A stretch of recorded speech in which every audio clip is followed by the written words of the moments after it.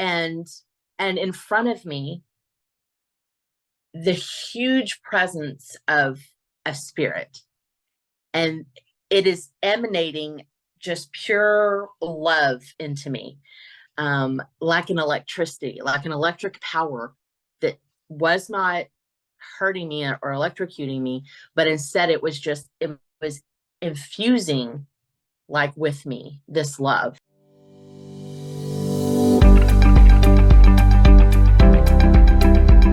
Hello, thank you for tuning in. My name is Nella, and welcome to my podcast, Ethereality. Thank you so much, Janice, for being here. I'm super excited to dive in and explore your near-death experience. Why don't you go ahead and start from the beginning?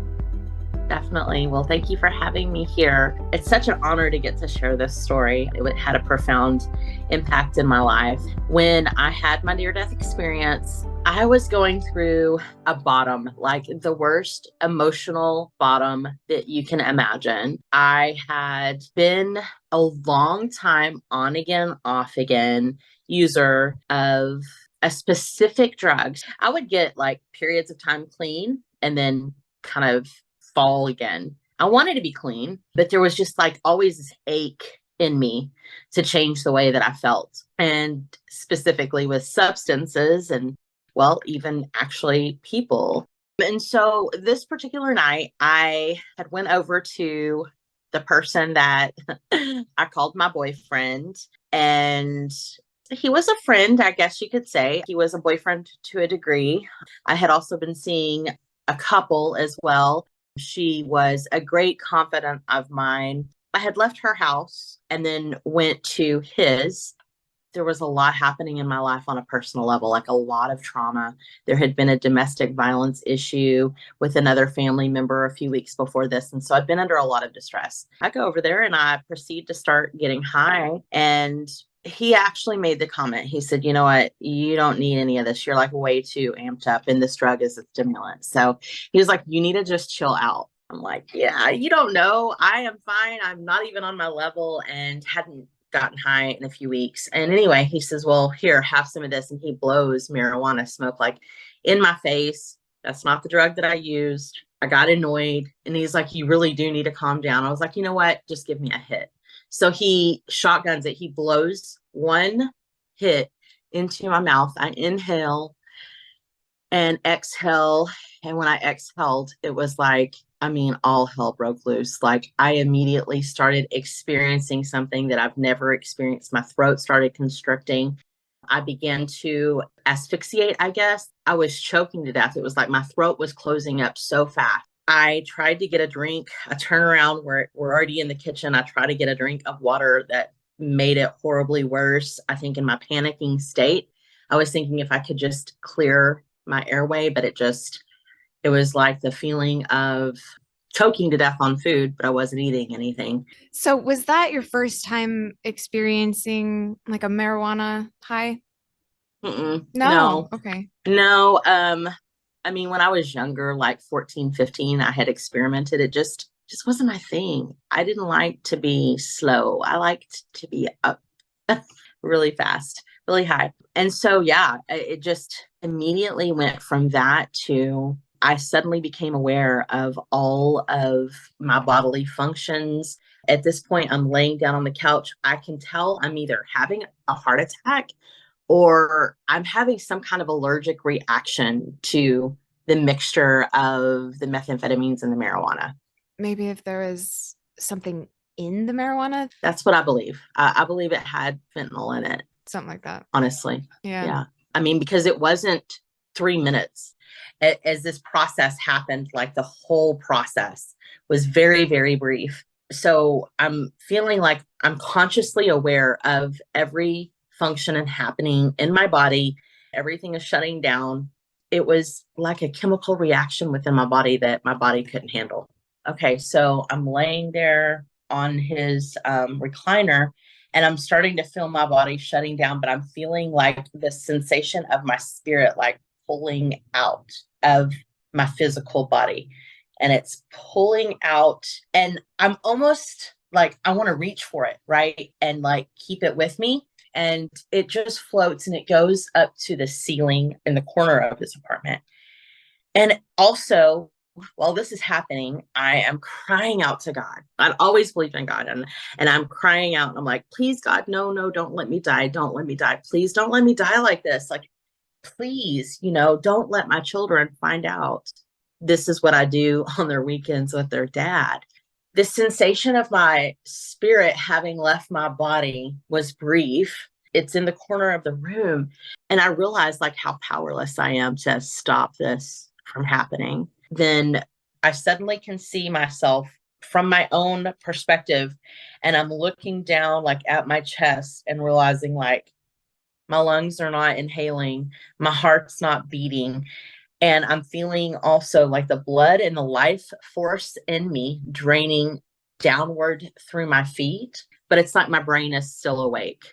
So the body is expiring, the body is dying, and I am consciously aware of this and crying out, God, please save me, please save me. The lights were going out. But I was aware, though, for the first time in my life, really, truly understanding how intricate my body was to be functioning and then no longer functioning, and how little control I actually had over it. I closed my eyes here and then immediately am in another location when I open my eyes again. This location is a round room.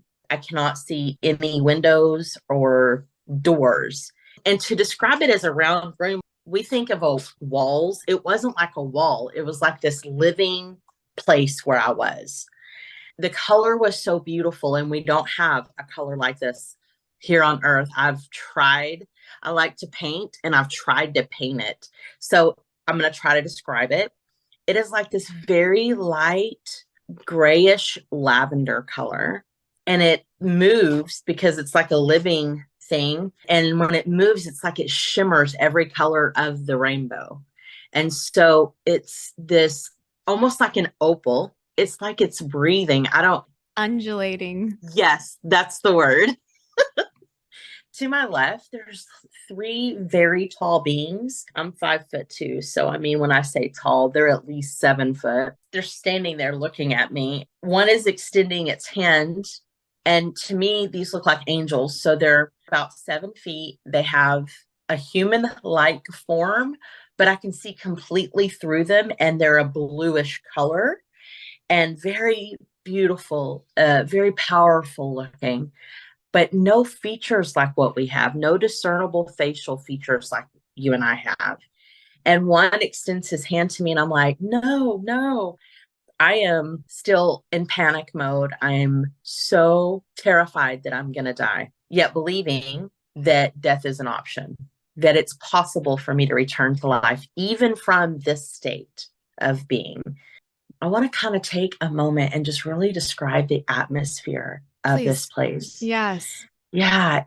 If I had to describe how we are on Earth, I would say we're almost sleeping, but in this atmosphere and in this place, which I call heaven, we are truly alive. We are not just thinking.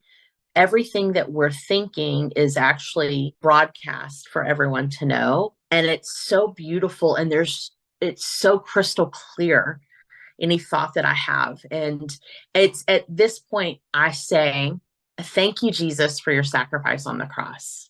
I had always been a believer, but never really fit in with that whole crowd. In fact, had went on this spiritual pilgrimage to all these different denominations, trying to figure out where's the real message, where's the love.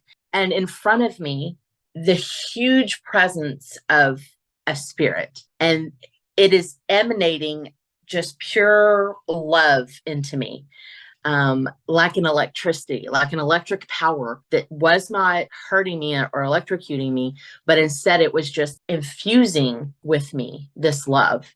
That's what prompted me to say, thank you, Jesus, because I knew this was so powerful. Those angelic beings are over on my left, and then it's directly in front of me, and it's huge, huge. Picture standing in front of a large cloud. You would be able to see through the cloud, but you would see how large it was as well. Okay? Yes. That's where the love's coming from. Okay. And for me, I somehow immediately thought, this is the Father, this is God. And so I'm saying, please, please, please, please let me go back. Let me go back for my baby. Please let me go back to my children. At the time, my children were 19, 16, and 4. My 19-year-old was already finished with school and had her own place. My 16-year-old at the time was having a season of living with his dad after being with me, and he wanted to spend more time with his dad. And I was like, they're okay. But then my 4-year-old, I knew she would not remember me. And I was so grieved by this. And that was all I could think about, was coming back to finish my mothering. So I'm begging to come back to Earth. And I was being very dramatic because this was very serious, and I am dramatic in the first place. And so I'm like, please, please, please, please. And his presence is so calm. I'm feeling so much love, but also I just methed my way here at the same time, but there's no condemnation, but I just knew, like, okay, that's not cool, and no condemnation. And then and just in a moment, it's like we're suddenly transported into another location. And I have to tell you that I'm not speaking orally, like with my mouth. These are just thoughts that are flying out. Okay. So this is just like soul bearing, like thoughts just coming to my mind.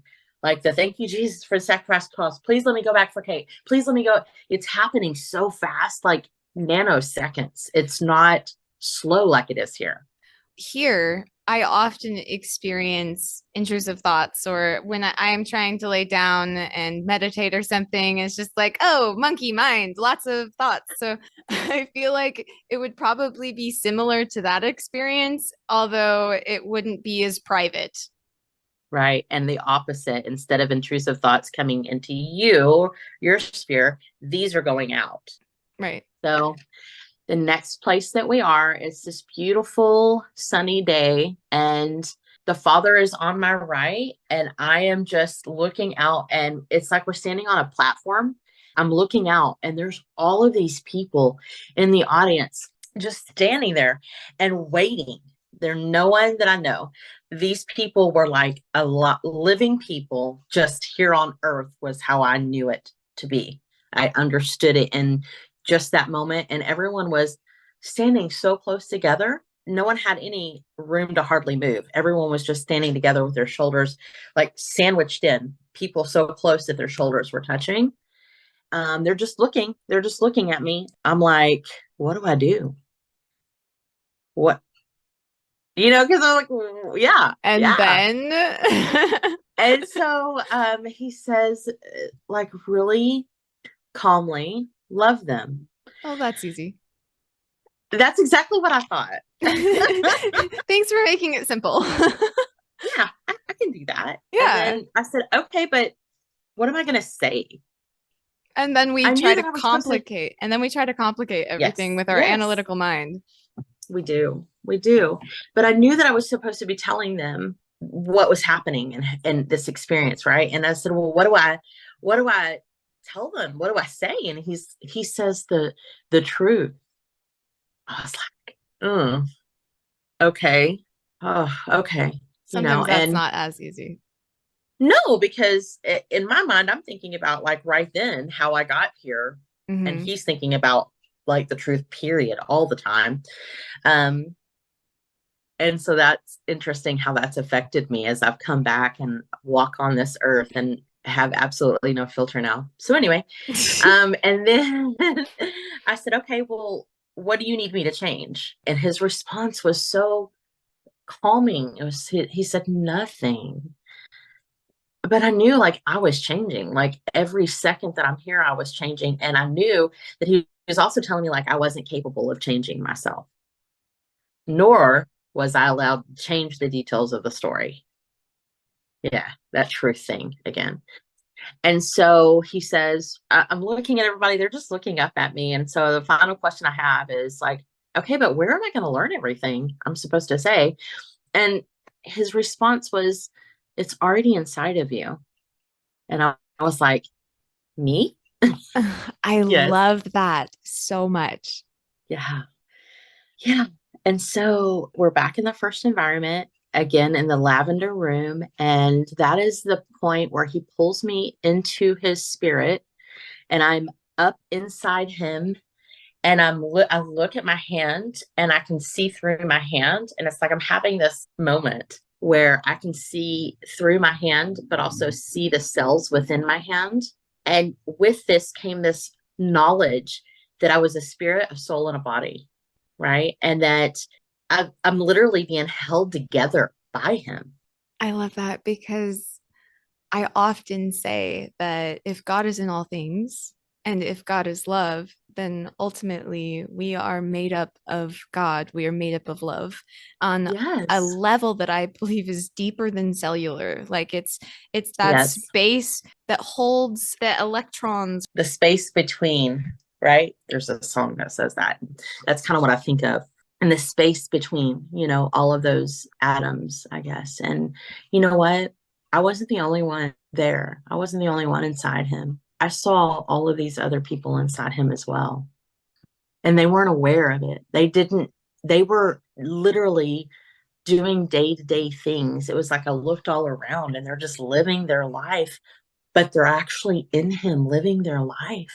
If we can just imagine a moment of quantum physics being shown to me, that if we said E equals MC squared, like he's the E, and Yes. he's holding us all together and we're all one in him and we comprise his body, we each get this honorable opportunity to allow him to live through us. And we don't realize it always. We don't always know.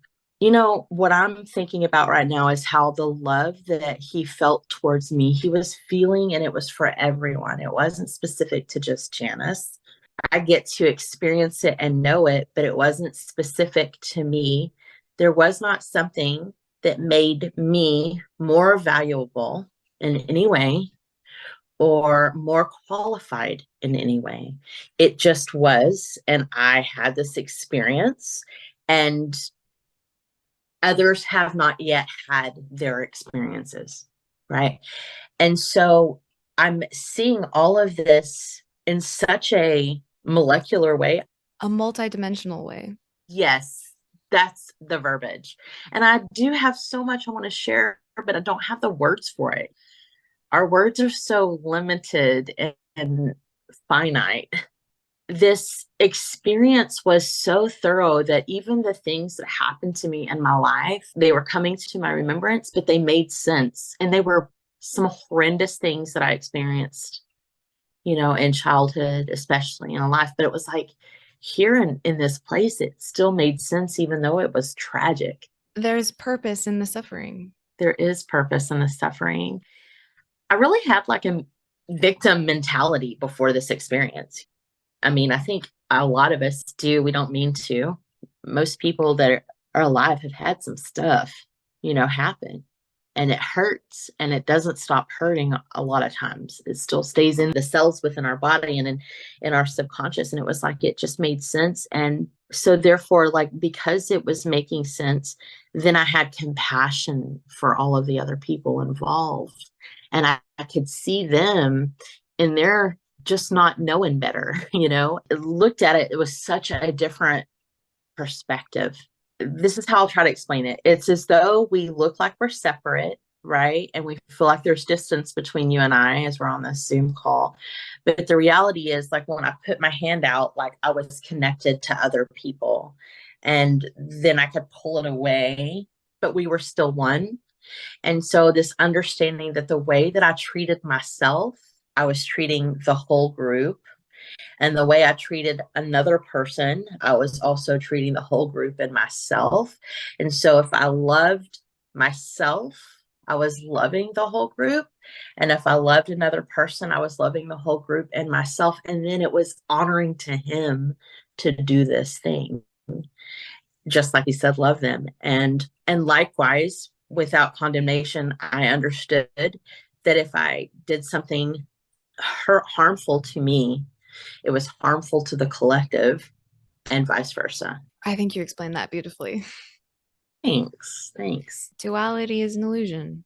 And we think that the things that we do that are so insignificant don't have any kind of bearing. So, say I give you a flower, we think, oh, it's no big deal. I just gave her a flower. But the reality is, it has such a broader impact than we could ever imagine. Not even on a conscious level. It just creates that atmosphere, and how if we can walk in that way, walk in love, then the atmosphere here would mirror the atmosphere there on earth as it is in heaven, right?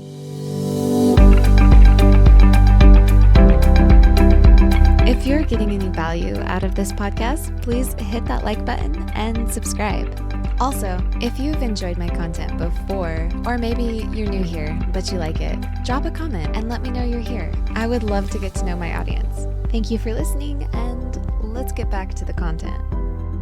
And that's the point where I went back to my body, and I just remember it was like a smack back in, and then I inhaled the biggest breath I think I've ever taken. I was alive. I was alive. And that's what I began saying is, I'm alive. I'm alive. And I remember that in that moment, I realized that the answer to everything was love, and that Jesus really is real, but it's not what I was shown here. It wasn't about this thing that happens way in the future when someone passes away or whatever. It was that the kingdom was within, and that we could jump in and be co-creating, co-laboring with him, like every moment of every day. And if we allowed ourselves to be calm and to be still, he would flow through us. And that is what was being shared with us. And somehow, although so many beautiful things have come from it and continue to, and I have been the beneficiary of great things from churches, the external activities are not necessarily causing the inner freedom, right? And that's what it was about. It was about freedom, that no matter what we were going through, or no matter what happened, we were accessing and in access. And it was about total freedom and not being yoked to anything at all that wasn't for us. You know, there's this fire that began in my belly and went upward to my whole being and all spread out. And I was shaking like a leaf and sweating. and I thought I was speaking English, and I'm like, the answer is love. Jesus is real. All the stories are true. And he said, well, he didn't say anything at first. His eyes were just big as saucers. And he told me later that I wasn't speaking English. I thought I was speaking English. But then since that time, I have this other language that I speak in. And I don't even understand it. And it's so beautiful. But when I don't know what to pray, that's how I pray. And, you know, you were talking about meditating. That immediately takes me into a meditative state and allows me to experience heaven right here. That experience of heaven, the kingdom within, as you said. Yes. I got really excited when you said that, because I'm currently reading a book called The Kingdom Within, about like a deep dive into the psychology, the practical information of what Jesus had said. The access to heaven on earth is to go within. Right. And Jesus said so much about this. And this book is amazing. And it's funny too, because I just edited a podcast episode with Jules. If you haven't heard her story yet, you need to go listen to it. She was telling me about her near-death experience. And her story is very different from any near-death experience I have ever heard. Her access to her near-death experience was from within. Like a lot of people like you had left your body and went up, but she fell into herself, deep within herself.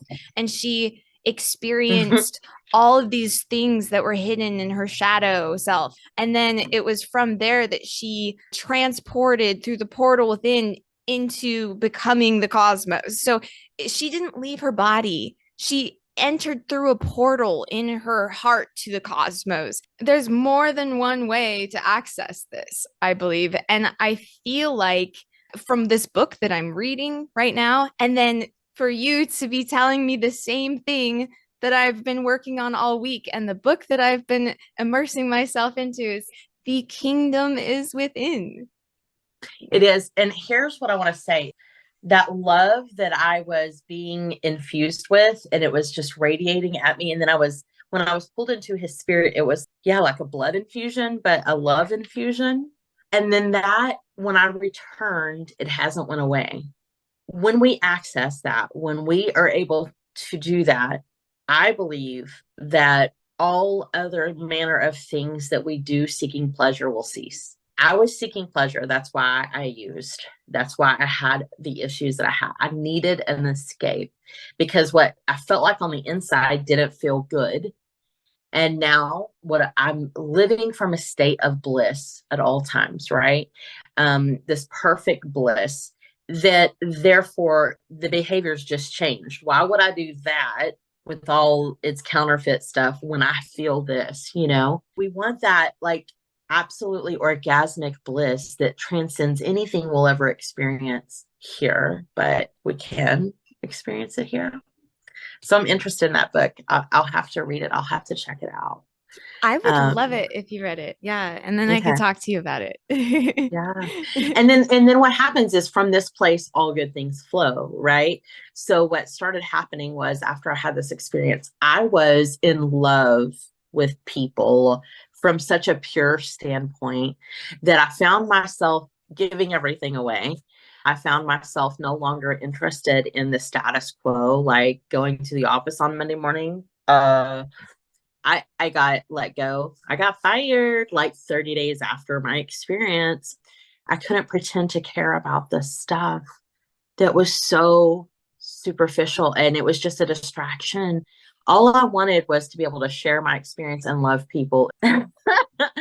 Like, this is how it flowed through me. Through another person, it might be different, right? But for me, it looked like I wanted to paint everything I had seen and give paintings to everyone I knew. I was writing poetry. I was baking cookies and taking it to people that I saw on the road, and I was ministering to people and praying with people. I wanted nothing to do with the worldly stuff. I just wanted to be cocooned in this experience and in this feeling that was still very present and is still very present. And that's the flow.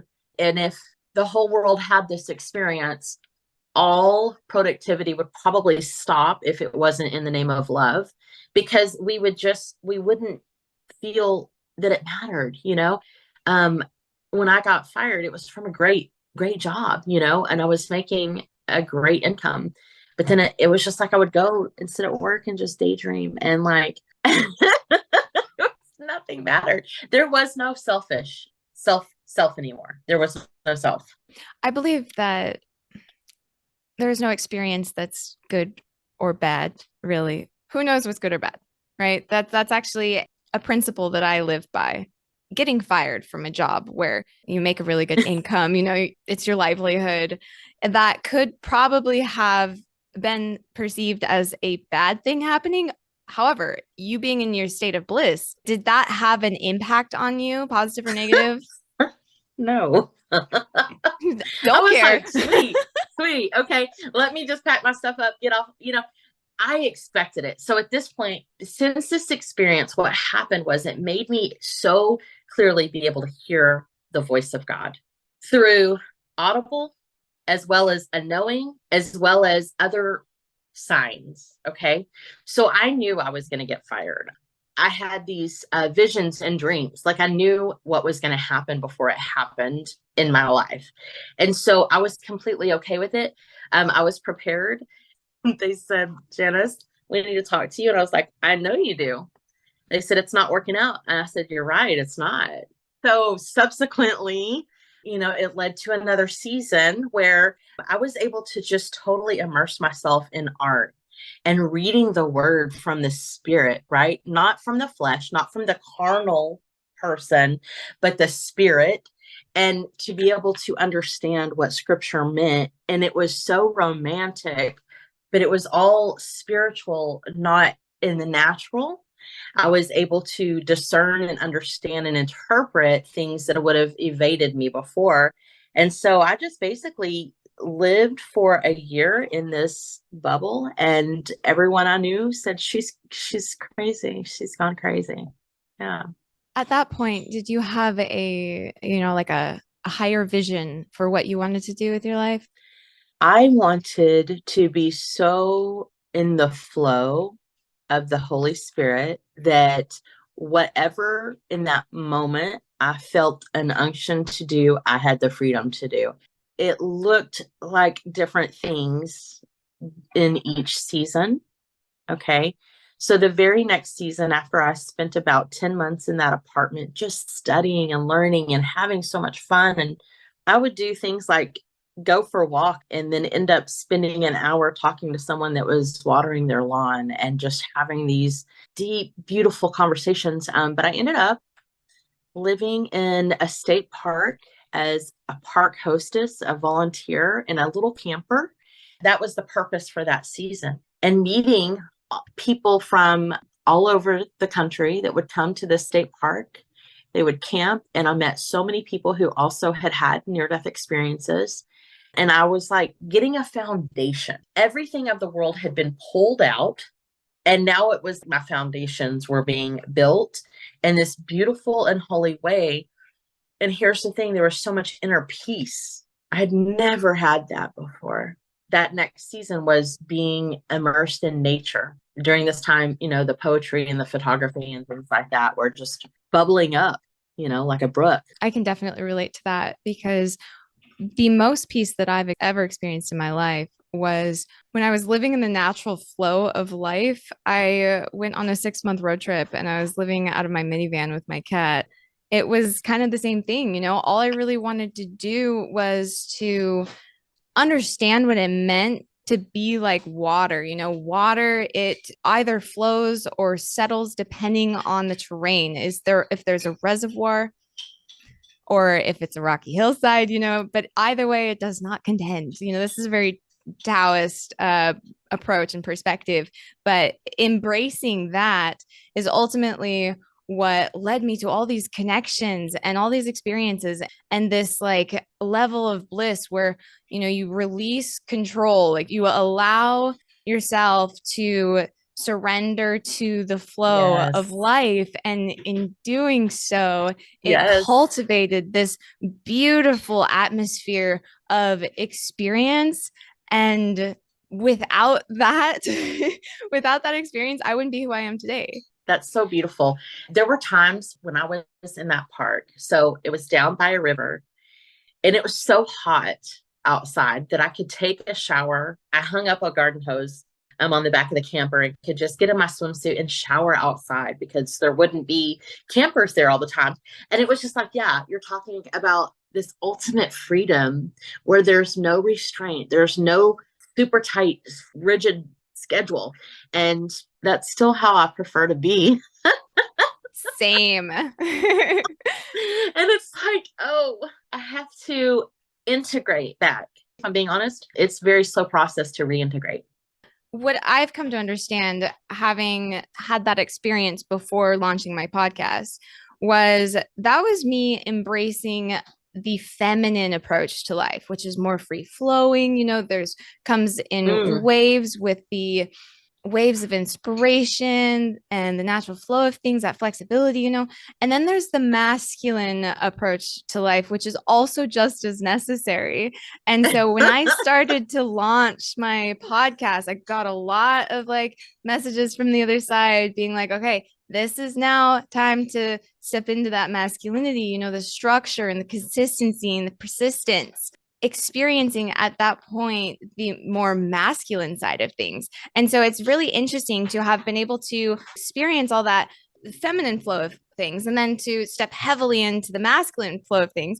Having both of those experiences and those pictures creates the balance and understanding that we need to integrate both of these pictures into our experience. That's beautifully put. Thank you for that. I feel like that will help me in the coming days because it's been a very gradual process of reintegration, and I can do it for short periods. I'm just being frank. 3 to 6 months is about the max before I'm ready to step back into that free flow state again.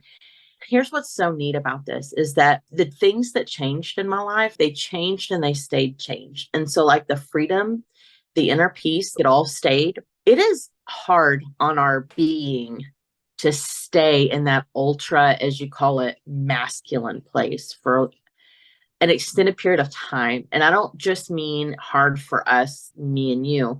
I think of it like this, like the little school children, they're expected to be in school for 8 hours a day, 5 days a week, sitting there, being quiet, told not to move, be still, do your classwork. And I just wondered, like, is that what our sweet Father wants for us? Isn't that the very definition of religion? To be bound, to be oppressed? Like, isn't that the structure of the system that he came upon the earth to set us free from? Right? It's this balance. And if I'm being honest, my minimalism is loud. So it's not that I want to work to have things and stuff, right? Because I don't. I would rather work like 3 days a week, just do what has to be handled, and then just be able to go out and serve and do, and be. The purpose, and my purpose is to love others, right? That's what he told me to do. And it's actually all of our purpose. Hallelujah. So how do we do that? And while I know the Holy Spirit can like lead us, even when we have that more structured day to day, I just feel it flow so much more when it's not like that. Yeah, I do not believe that we are designed to sit in front of a computer for 9 hours a day, or for children to try to sit still in a classroom for 8 hours or however many hours that is. None of that. No, we are not. We're not designed to be that way. And if we were, we would be experiencing a sense of fulfillment collectively. Boom. Yes, exactly. Yeah, but we're experiencing so much resistance, and it's when we resist that we experience that struggle. To cultivate an opportunity for yourself to experience that free flow, allowing yourself to let go of control, to follow whatever is expansive at the time, is something that I feel like everyone should experience. But it's so difficult in our society today. No, it doesn't look very pretty. But it's not impossible. It's not impossible. And I want to encourage everyone who is maybe in a situation in which they have an opportunity or a unique circumstance that can allow them to experience that kind of flow, a life like that, even if it's just for a short period of time. Mine was only 6 months. Yours was a couple of years. If you're afraid of taking that step because of the uncertainty, it's in the uncertainty that you discover that fulfillment, and that the obstacles that you are presented with are obstacles that your soul needs, and to perceive every obstacle as an opportunity to learn and to grow and to step into that free flowing, let go of control. I believe every person would benefit so much from that. Like you said, like if we all just had this experience, this near-death experience, then we would just love each other. We would put down the guns, like it's a big dream. It is a big dream, but and it's a good dream. The more of us that come together and have these conversations, the more people come to them to listen, the more hearts that we make an impact on. I feel like collectively we can shift things. We are shifting things. And just the answer is to love, just to love one another. Yes, absolutely. I love that. Yeah. And to love yourself. And I think that's what comes from that period of the free flow. What comes out of that experience is a connection and a relationship with yourself. And like you said, when you were on the other side, the way that you treated yourself is how you treated the collective. The way you treated them is how you treated yourself. So if you can cultivate like a self-love, that I think is like the key, like the first approach to how, you're going to get there is to cultivate that relationship, that inner relationship, the kingdom within. Yes. One of the things that I noticed, my inner dialogue has changed so much. When you talk about loving yourself, what I immediately start thinking is, how often do we say something negative about ourselves? And the power in our words to bring that to fruition. So just that opportunity to begin to speak blessings over yourself. It's just time. Honestly, what I keep feeling is it's just time for this. One of the things that I did was I got like my life coaching certificate during all of this, and really felt like that's where I would be able to have that outlet to pour into others. I will tell you, I do have a lot of divine appointments at work. People will, for whatever, it just starts to come out and we start flowing together at work. It's something that is so precious that when it happens, I'm very grateful, but I'd prefer it all day, every day. I ended up going into a ministry working with trafficked and exploited women. That was amazing. And then I went into the addiction space for a very short period of time. You know, it has to be the right thing. It's not sustainable for an extended period of time. And so just staying in step with the spirit is so important. Well, and that also changes too, according to what experiences we need to develop. In that moment, it was the right thing for that time that was going to get you to the next point. Yes, that was also the right thing at that time. Yes, that's so beautiful. Yes. So some things that are different, like I don't have an inner clock as far as what time of the day it is, nor like what day of the week it is, nor what month. Okay. Well, because all that's associated with time. And on the other side, time is a perpetual unfolding of now. It's a past, present, and future all simultaneously existing. So there is no sense of what is time. It's not real. It's not real. It's a construct of this dimension. I have no concept of money now. Like, so, you know, when you go to the grocery store, right, you'll be grocery shopping. You just kind of know like what you're spending. I don't. It's always a big surprise to me when I get up there. Yeah, I get up there and I'm like, what? Hold on. Where did we get 300 from? Let me go through. Yeah, lots of different things like that changed. I imagine that after having such a profound experience, you have sort of a mission statement. If there was one takeaway that you would want somebody to get out of listening to your story, what would that be? Love them. Definitely love them. So simple. So simple. For me, it looks like being patient and kind and gentle and generous and thoughtful, and also being firm when necessary and honest. Yes, honesty is important. Yeah. Being honest when you see someone doing something that's going to hurt them, tell them that's dangerous. I don't want you to hurt yourself. I was never able to do that before. I would just go along to get along no matter what. And I've seen a lot of my friends depart this plane since my experience from the very same things. And so each time that happens, you know, I get bolder and bolder about this issue. It's just all comes back down to, you know, loving them enough to say something. Do I love them enough to say something about what they're doing being dangerous, or do I care more about pleasing them in that moment? And likewise, when I love someone, I just tell them I love them. I don't wait for a special moment or tomorrow. I say it right then. Thank you so much for taking time to share your story with us today. Yes, thank you for having me, and I love you. I love you. Thank you so much for listening to my podcast. If you loved this episode, please consider leaving a review. If you're listening on YouTube, don't forget to hit that like button and subscribe so we don't lose each other. And just share the link with somebody who can appreciate this message. Blessings to you all, and I hope to catch you on my next episode.